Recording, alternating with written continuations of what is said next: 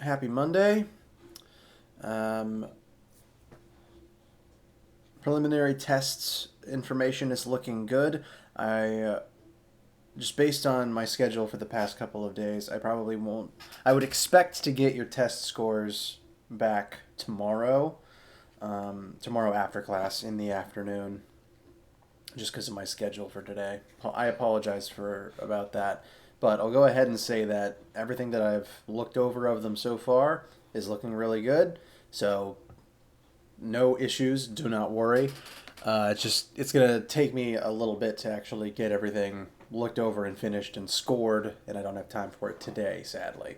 So I would expect your test scores tomorrow. What I'm gonna do is, as a reply to the email that you sent me, I will reply back in that email your final real score, the score that I give you based on the work that you sent me, and comments about because normally if you were taking it as an in paper test on paper in person, I'd mark it up and you'd have all the comments and correct answers to base it on to look over. And so I'm gonna within that email write comments so that you know what things to improve on, so that you have that information to study for the final exam in about a month or so. But again, everything looks really good so far. And if there were any issues with the test, say how it was laid out or the way that it worked over WebAssign, please let me know. I want to keep trying to make things optimal as we have one more test and then the final exam. I want to make sure that things work as smoothly as possible for you guys. We will meet for lab this week on Thursday, and we'll basically be doing the two labs that we were going to do last week, and they'll still be about heat and thermodynamics. But what we're going to be doing now in class is actually moving on to, I guess, the next core of the class, and that will be on electricity and magnetism. And so next week, when we meet on that Thursday, we will do two electricity labs. So we're starting Chapter 15, Electricity, today. We will have two labs this Thursday on heat and thermo. We will have two labs next week on electricity. I think that's the basic schedule we're going to keep to for now. So let me know right now if there's any issues, problems, concerns, etc. that you have about any part of the class before we get started looking over the new material. If there's no questions, then we will get started.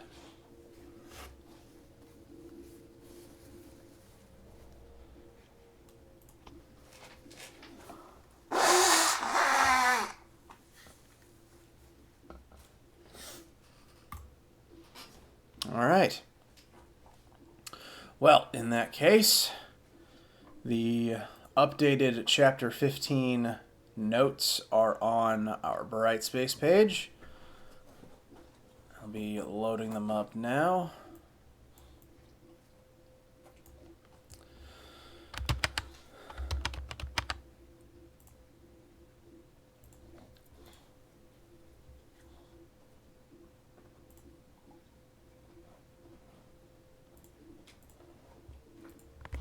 All right. So, the chapter numbering comes from the textbook that this course is based on. It's the same book that you optionally could have been looking over as part of Physics 1500.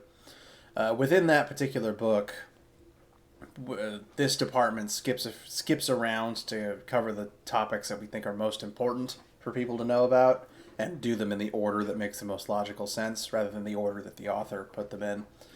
So between the two classes, we've been jumping back and forth between a few different sections. We have now jumped from the heat and thermo section to the electricity and magnetism section. And in this section, we're going to cover chapters 15, 16, 17. We'll spend a week on each of those chapters, and then we'll spend one extra week kind of looking over some additional electricity and magnetism concepts that are scattered around a few of the next chapters. So We'll do 3 whole chapters and then a bunch of miscellaneous information as the 4th week of the electric part. And then after that 4th week, we will move into test 2 territory. So the main thesis point of our second test is going to be electricity and magnetism, and this is where we start with that.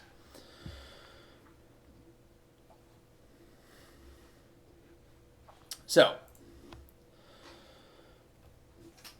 on a basic physical level, electricity is just moving electrons.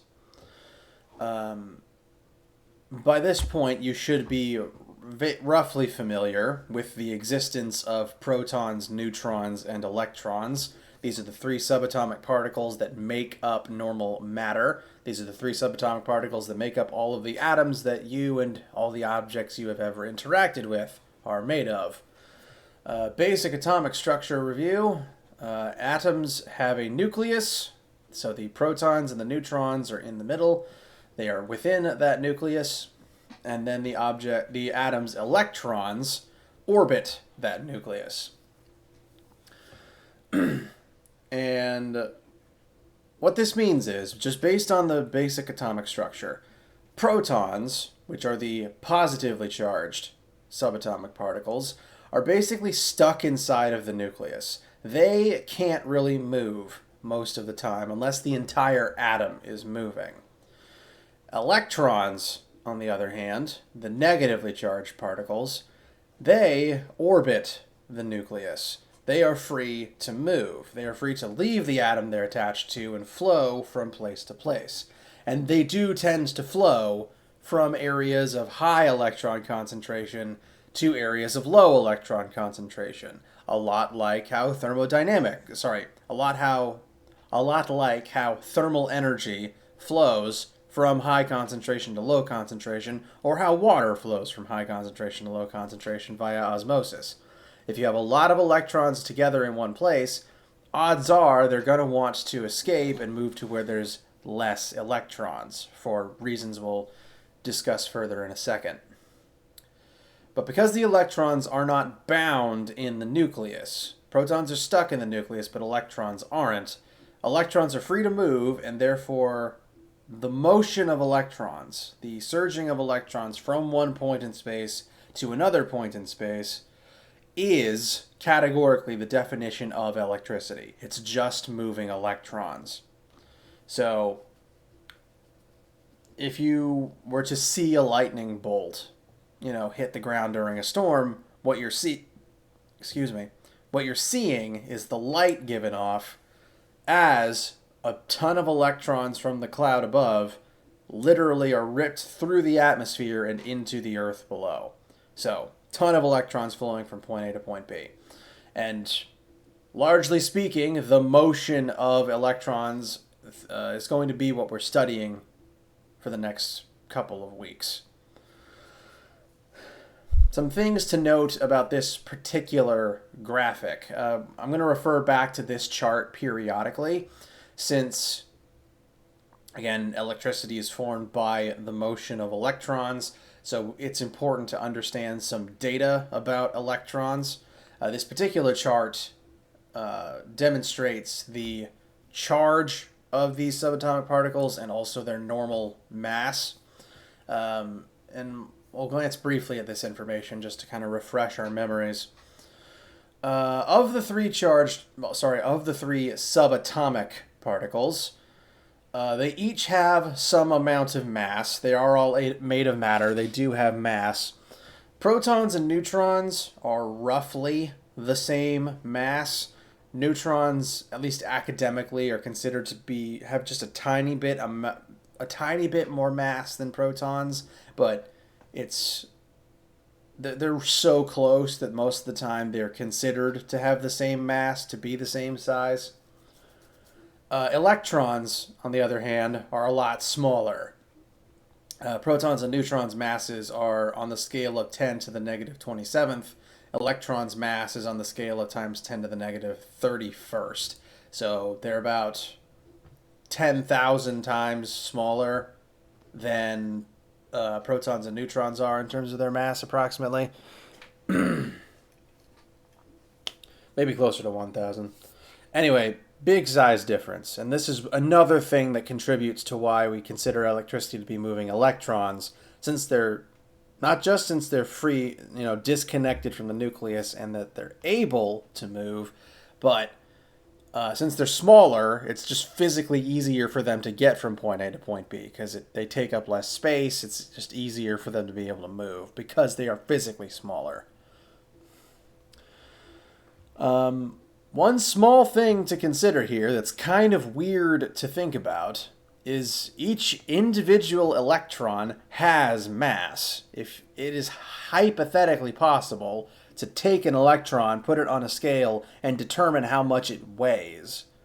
Like, we could figure out the weight of an electron from this mass measurement. And since electrons have mass and therefore have weight, electricity has mass and therefore has weight. Lightning has weight. You could hypothetically weigh a lightning bolt because the electrons that are surging from point A to point B have mass, and therefore they have weight in Earth's gravitational field. It's something I don't ever see or hear anyone talk about, but electricity can be weighed, technically speaking. It's probably possible to, if you had a capacitor bank battery that was full, it would weigh more than a capacitor battery that was empty and out of charge. So, weird fun fact.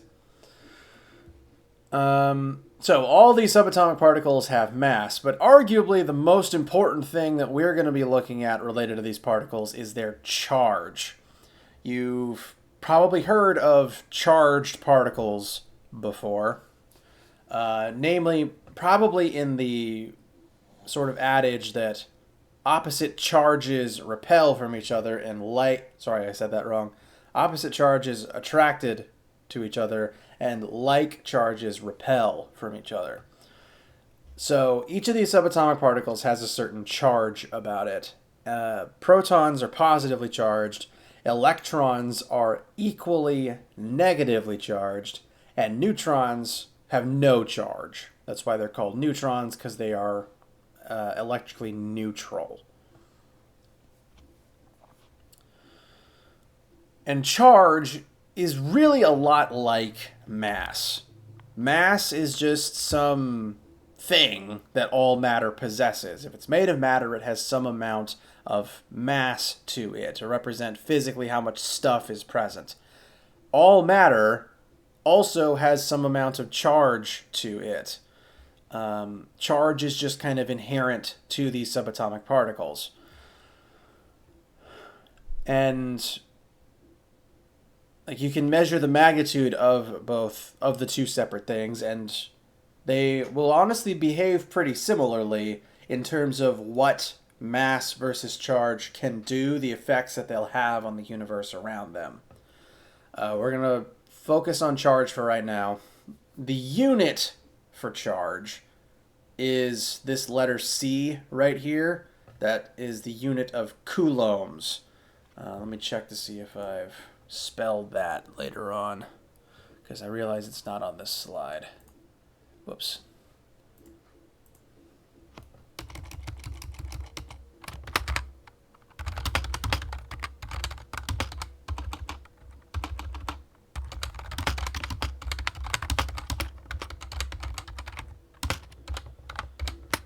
Whoops.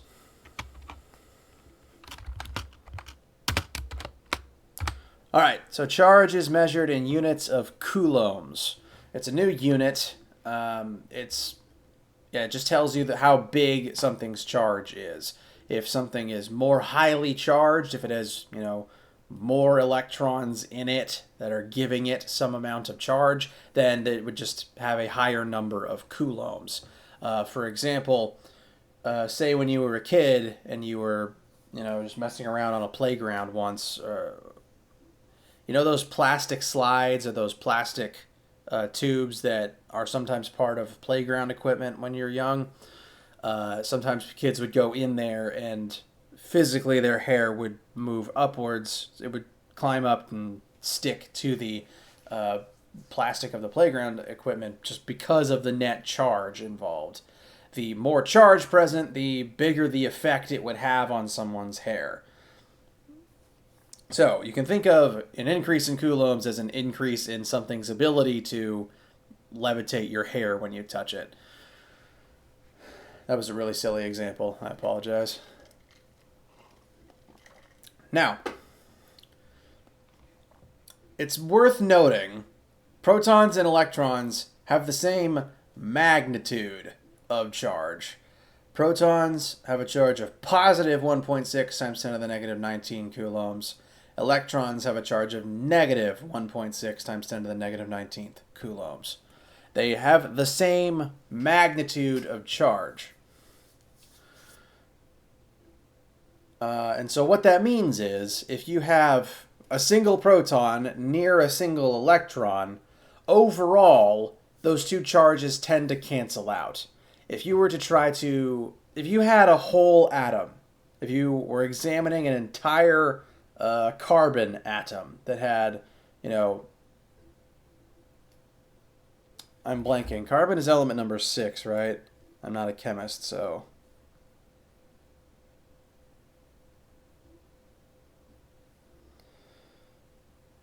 Yes, carbon is element number 6. So if you had a perfectly balanced carbon atom, it would have 6 protons, 6 neutrons, and 6 electrons.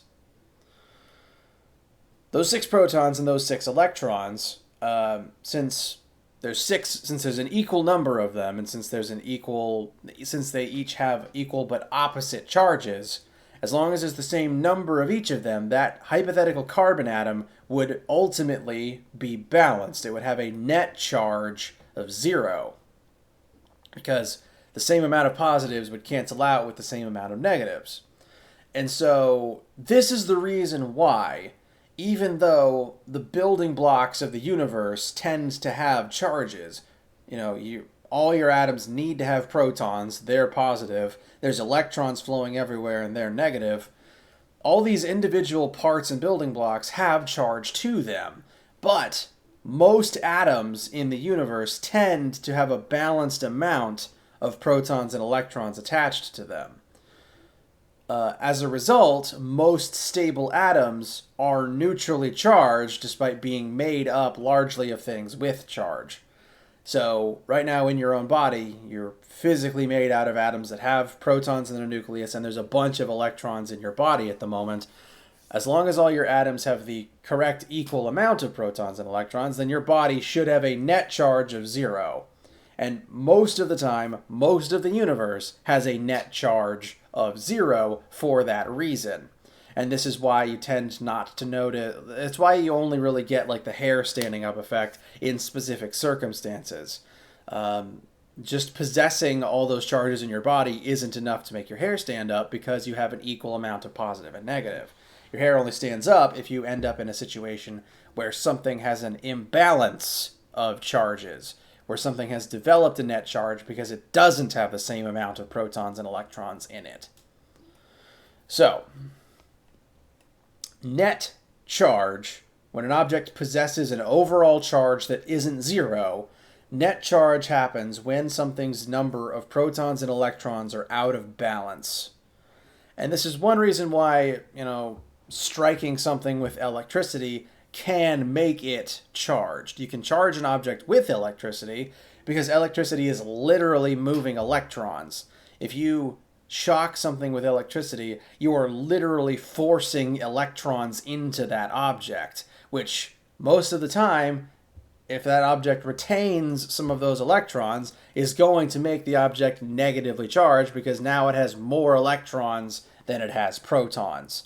And over time, your charge will go back to a net 0 as your body gets rid of all the extra electrons that you don't need.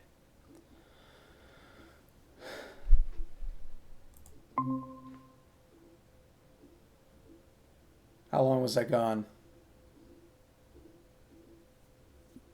Like, maybe 10 minutes.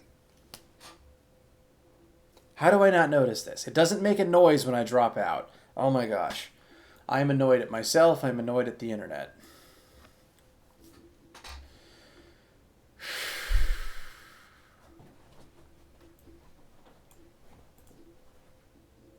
Okay.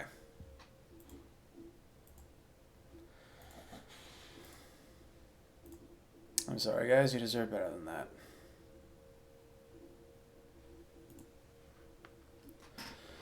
Okay.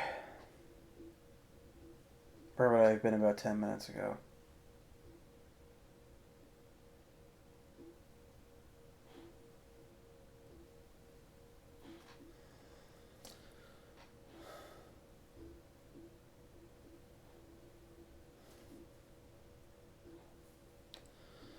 Okay. Universe is made up of atoms. Those atoms are made up of subatomic particles. Those particles can have some amount of mass and some amount of charge. Protons have a positive charge. Electrons have an equal negative charge. It's the same magnitude of charge, but a different sign.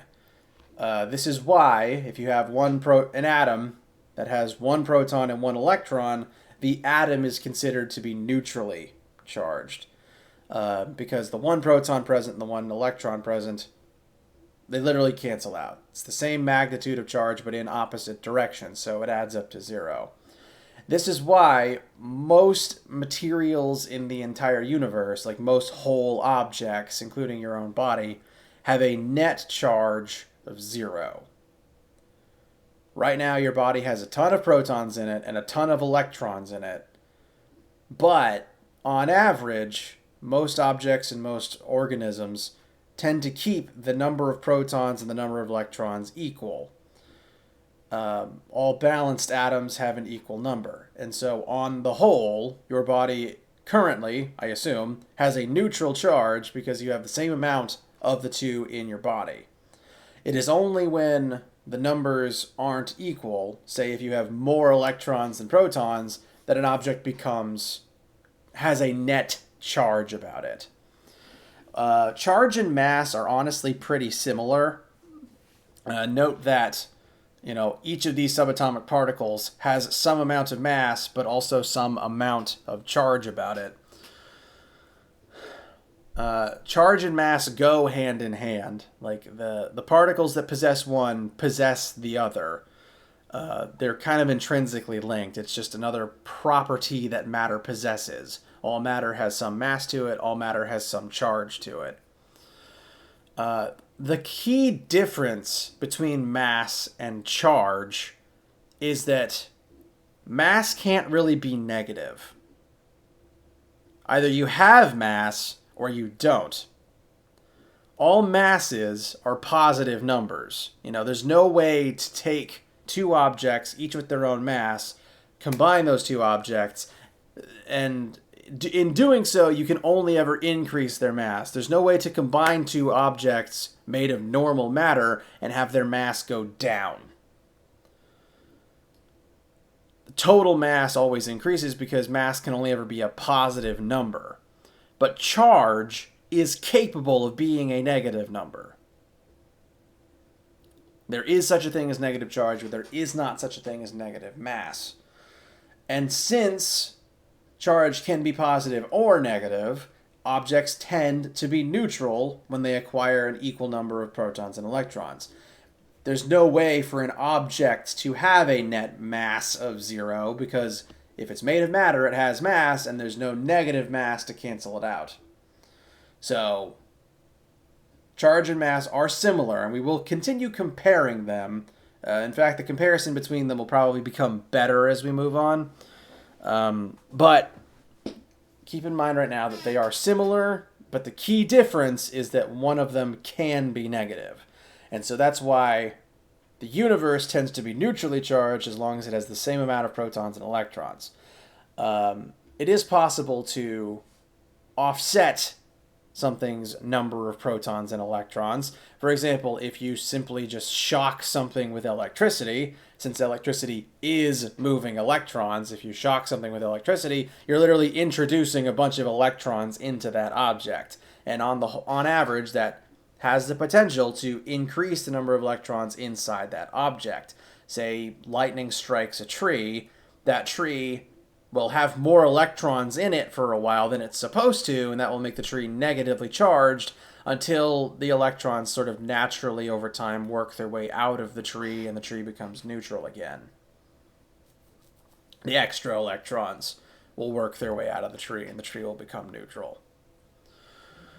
We're going to refer back to this chart pretty regularly because the charge of protons and electrons will be pretty important, and occasionally we may need to consult their masses as well. Another thing that you should take away from this is the unit of charge. The metric unit of charge is coulombs, named after I believe, French scientist. So if you see C as a unit, C is the unit for coulombs, and that is the unit of charge. And we're going to be using that pretty constantly for the next 4 or so weeks. So we'll refer back to this slide. This information will be available to you on assignments.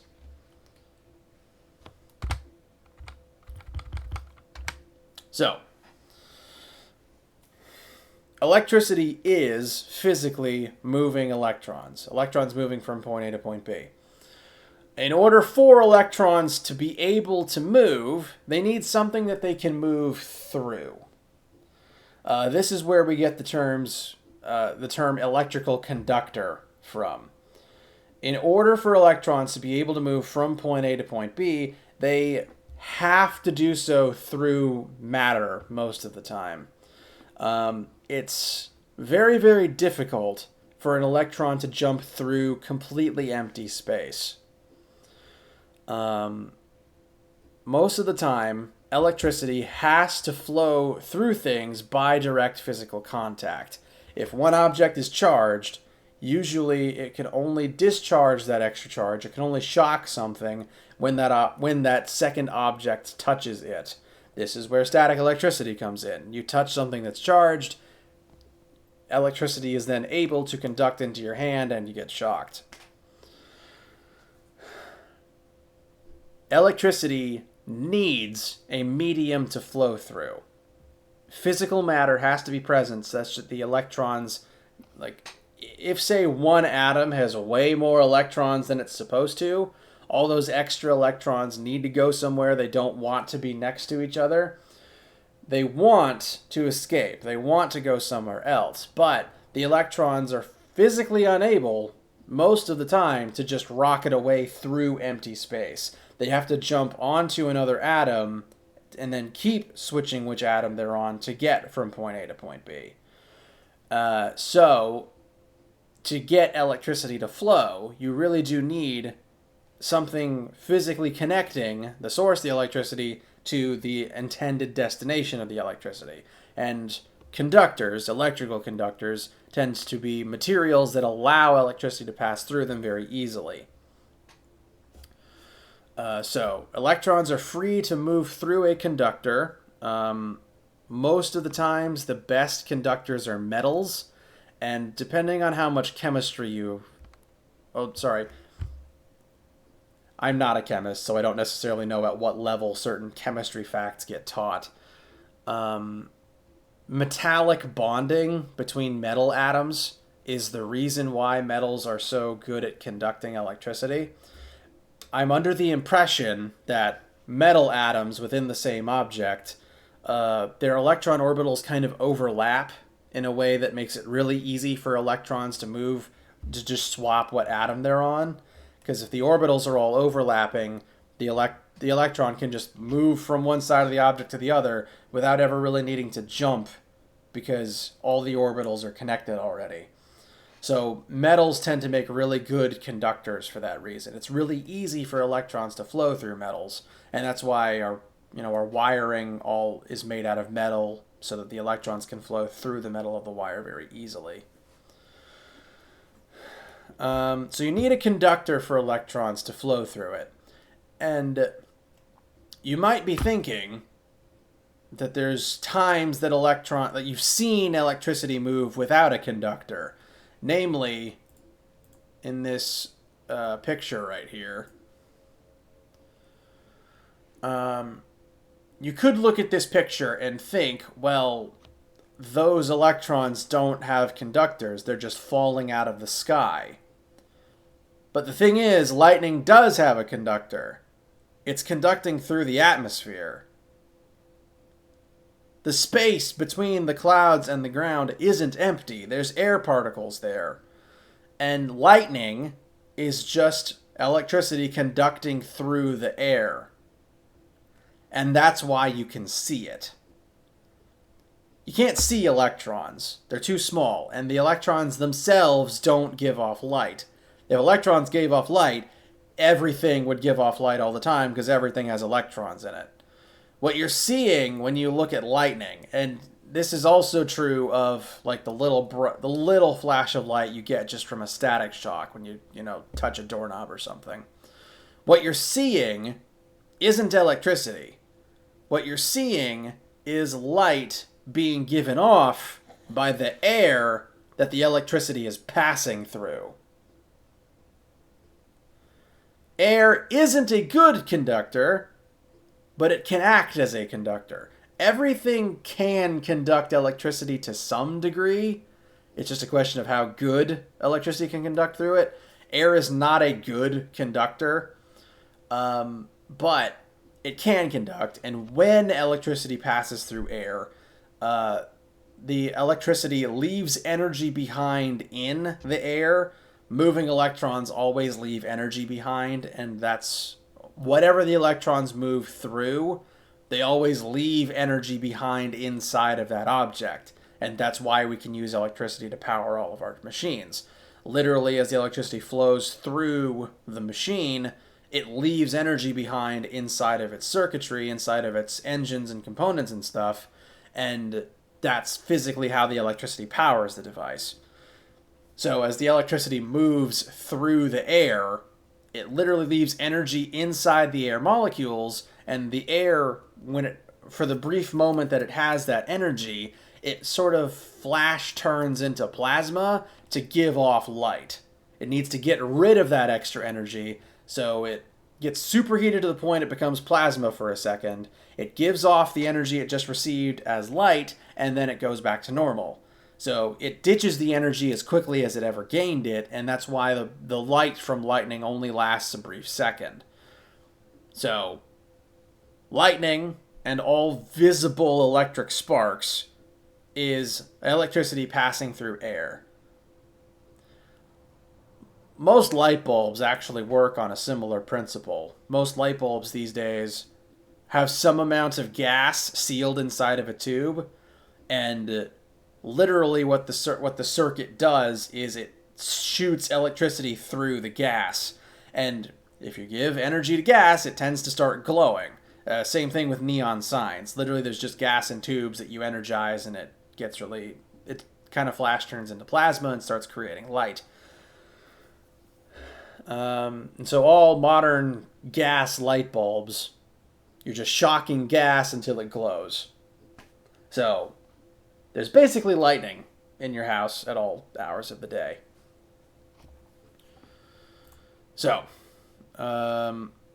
electricity needs a conductor to pass through. If something conducts electricity very well, then it is a very good conductor.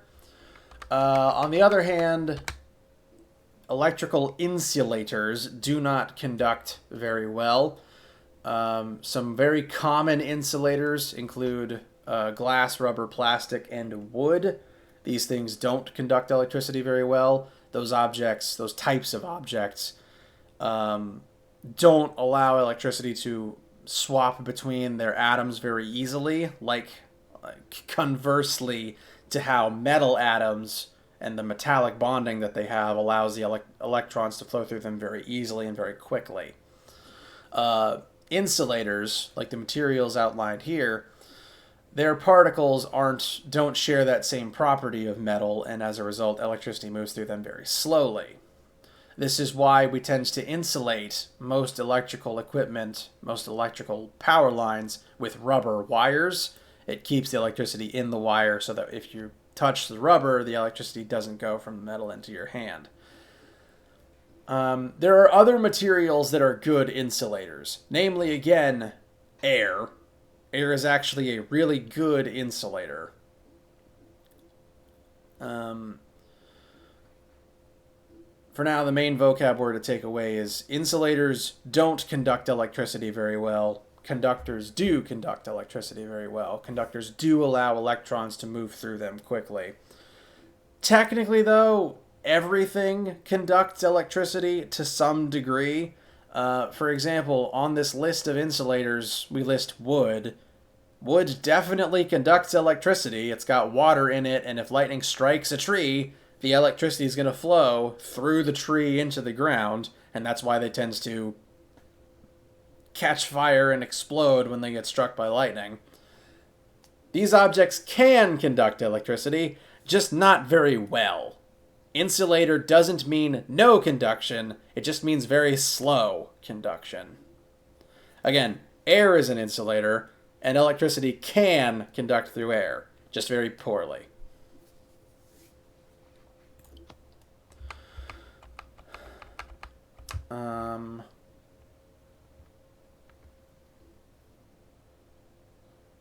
I mentioned earlier that most of the time, most objects in the universe tend to be neutrally charged. Despite our bodies being made up of protons and electrons, most human bodies tend to be neutrally charged most of the time because you tend to have the same number of protons and electrons. And so they cancel out for that reason. In order to give something a net charge, for it to have a charge total that isn't zero, you have to forcibly imbalance its number of protons and electrons. And this is possible. There's lots of ways to do it. There's three primary ways, actually, outlined here. We'll look at them very briefly. The first term, induction, refers to the act of taking an object that's already charged and holding it next to an object that isn't charged. If one object already has a net charge, then say if it's a positively charged object, say you're working in a lab, you have a Van de Graaff generator or one of those little plasma balls that you see at the museums. If that object is positively charged and you hold it next to something that isn't positively charged, then the positive charges of this object are naturally going to attract all of the electrons, the negative charges, within the second object. And so the second object, all of its electrons tend to move to the side closer to the positively charged objects. And so that can cause a charge imbalance in the second object, because now all of its electrons are on one side, that leaves a net positive charge on the other side. So induction is simply holding one object next to another one and allowing its charges to be distributed atypically because of the charges near it. You don't tend to see this very often in nature, but there is one key source for it that I'll explain a little bit in a second. The next method to charge something is by conduction. I mentioned already that since electricity is flowing electrons, if you shock something, you tend to give it more electrons than it would normally have, and that tends to make that object more negative. Charging something via conduction is just that process. You run electricity through something, electrons get left behind in it, and it ends up more negatively charged than it would be because of that. So getting shocked can charge you. The last method, and this is arguably the most common way to cause a net charge in something, is by friction.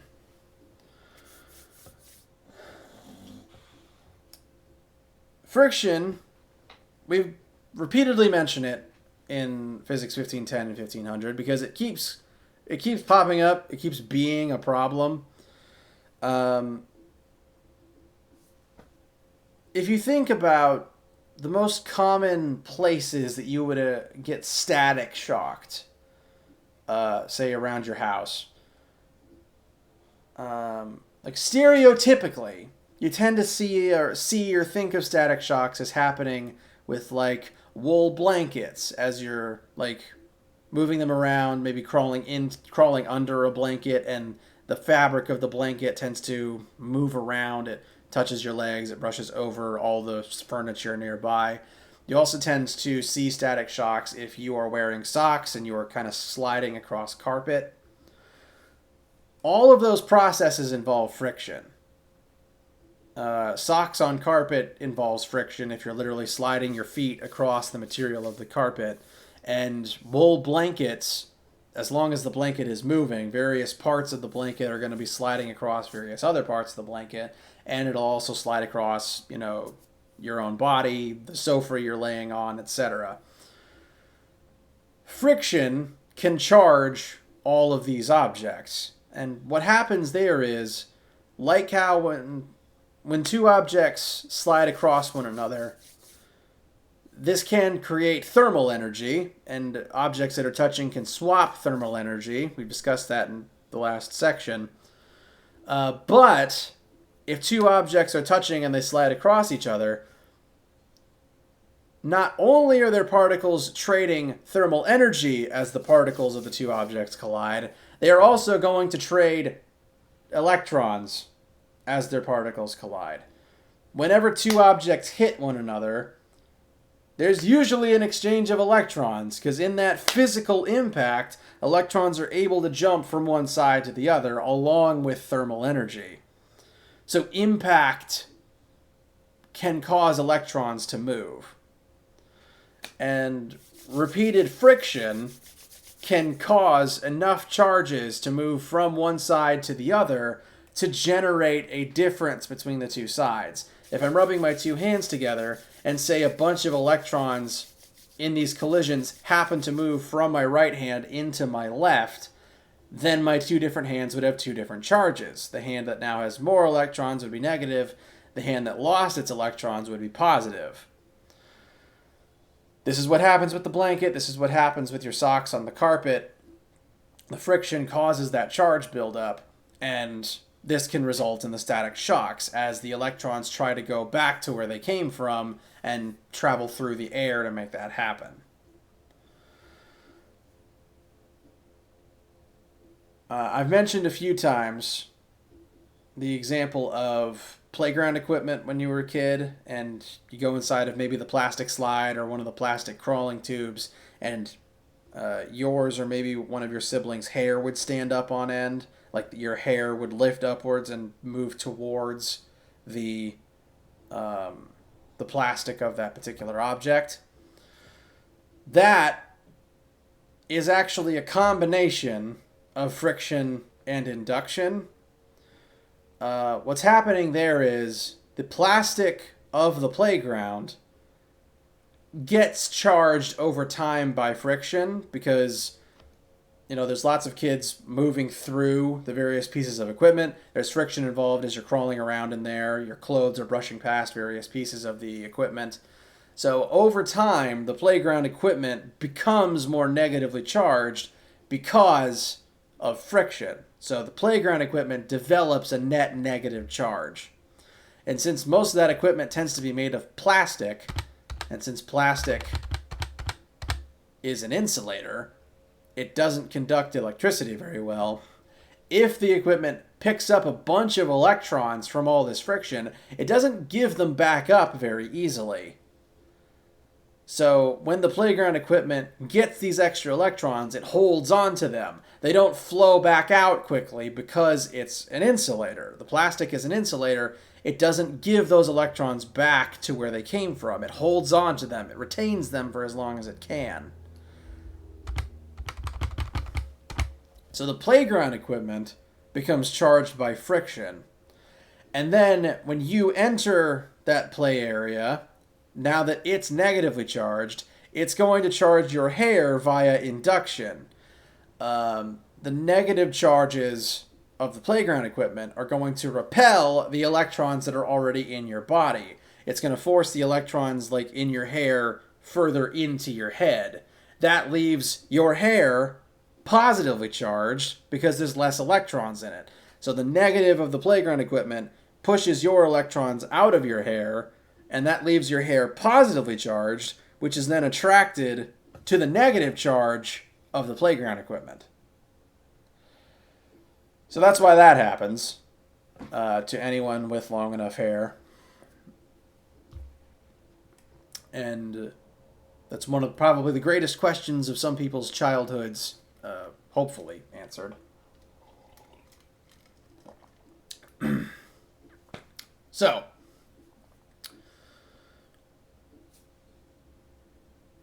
these are the ways in which an object can acquire a net charge. Charges are made up of, well, the smallest units of charges are protons and electrons, one positive, one negative. Before we move on, I'm going to tab back briefly to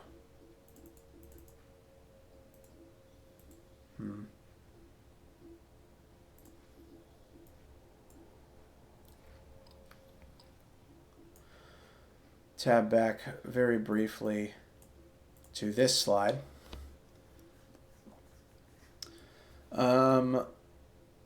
So protons are positive, electrons, are negative.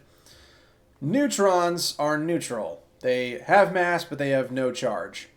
And secretly, the reason for this is that a neutron is one proton and one electron fused together.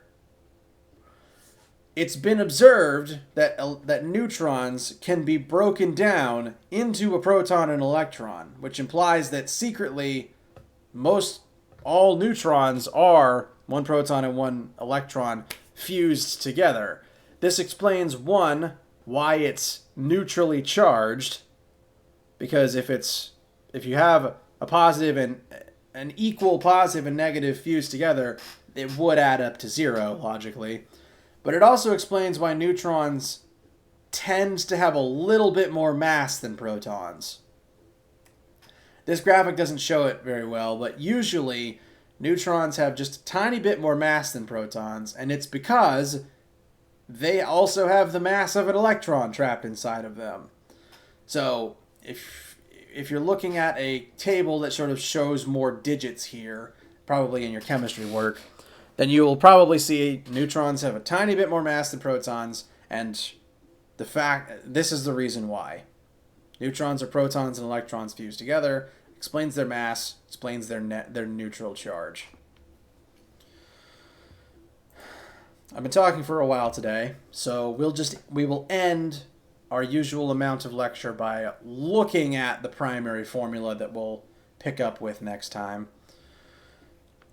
This formula here is going to be the first formula that we spend time with in the electricity chapter. This is the formula that explains, that mathematically expresses the electric force, the force between two different charged objects. This is the formula that shows the math for like charges repel and opposite charges attract. So that adage, that phenomenon is explained by this math here. This formula does have a name. It's called Coulomb's law. So it is the formula that describes electric force. It is called Coulomb's law. And we'll just look at the terms of this formula so it can sit in your head before we start using it in some examples tomorrow. The electric force between two different objects is equal to, first term in the formula is this K constant right here. This letter K always refers to this constant right here, 8.99 times 10 to the 9th. Whenever you see that K, it's this number. You never have to memorize it. It'll be on your formula sheets. It's just a freebie. This is Coulomb's constant, or sometimes the electrical constant. Again, this number just lives in the formula. You always have access to it. The main things that I want to focus on here are actually the other variables present in this formula. So the electric force between two charged objects is equal to K times the product of the two charges. So you take the two charges and you multiply them together, and then divided by the radius between those two charges squared. What this formula tells us is, if two objects have a bigger charge, so say you have two charges and they both have a really big charge about them, two objects are both very strongly charged, then you'll get a bigger force between them. This makes sense. The more charged something is, the more it's going to either attract opposite charges or repel like charges. So the bigger the charges, the bigger the force. This also explains why, if something isn't charged, it isn't affected by electric force. Again, if your body has a neutral charge, if you have the same number of protons and electrons inside your body and your net charge is 0, if you were to plug in a 0 for your charge into this formula, you'd get an electric force of 0. So as long as your body is neutrally charged, then you aren't affected by electric forces from charged particles around you. This is again why, like say, protons and electrons will constantly be attracting and repelling each other because those particles always have charge about them. But larger objects, like most of the stuff that you physically interact with around you, most matter is neutrally charged as long as it has the same number of protons and electrons. And since most whole objects are neutral, there's no electric force between these objects. Currently, the stuff on my desk isn't attracting or repelling because they're all net charge of 0. But if you have something with a net positive charge and a net negative charge, those non-zero numbers can multiply together and will give you a non-zero answer. So this is why there's some force between charged objects, but no force between non-charged objects. No charge, no electric force. So, magnitude of charge determines the force between two charged objects, but equally important is how far apart the objects are. R squared, this is the distance between the two objects squared. I'm going to quickly show a different picture. This is a sample question we'll look at tomorrow. This is two electrons that are some distance apart. The R term in the formula refers to how far apart those two objects are. Here I have them listed as 1 millimeter apart. All charged objects are some distance apart. They can never be on top of each other. If they were like on top of each other, then they'd be one object and their charges would just add up. But two different objects are always going to be some distance apart. Even if they were touching, their centers of mass, their centers of charge would still be some distance away from each other. For example, say these are our two charges. These are two round objects with charge. Even if they were touching, their centers are still some distance apart. And that's what the R term in the formula represents. It represents the distance between the centers of the two objects. The centers of their electric charge. The farther apart two things are, the weaker the electric force between them is. Kind of like how if two objects are very far apart, the gravity between them is weaker. Or if two magnets are very far apart, the magnetic force between them gets weaker. Likewise, if two objects are a lot closer together, then the force between them will be a lot stronger. Magnets aren't exactly the same thing, but it's a pretty good example. Two weak magnets aren't going to rocket towards one another until they're brought close enough together such that the magnetic force between them becomes strong enough to actually pull towards one another. So if r is bigger, you're dividing by a larger number, you get a smaller force. If r is smaller, you're dividing by a smaller number, you get a bigger force.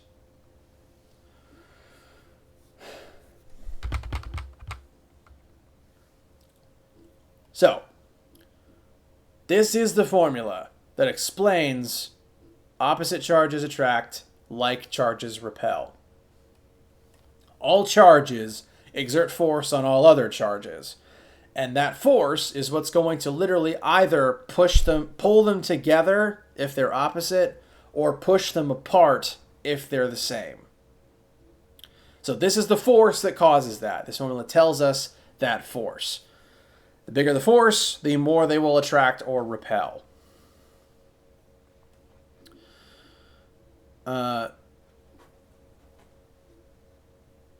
And I think that's enough information for one day.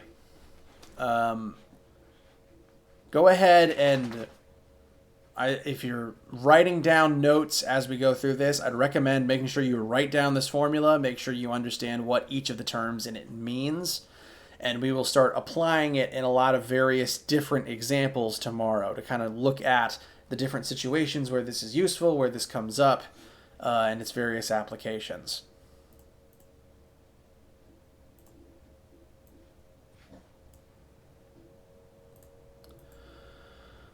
So,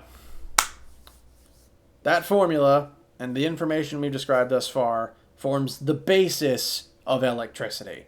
And for the rest of this week, we're going to focus on how that formula is used, the situations where it is useful, the things that it does in the world around us.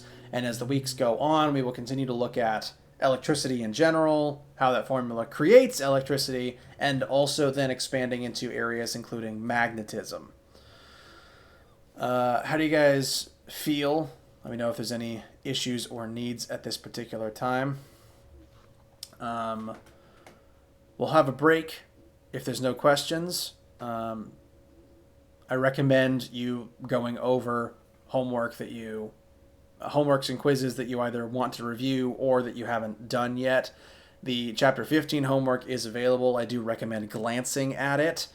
We'll do some examples that'll help with that starting tomorrow. For right now, though, if there's questions now, let me know. If not, we'll take our break.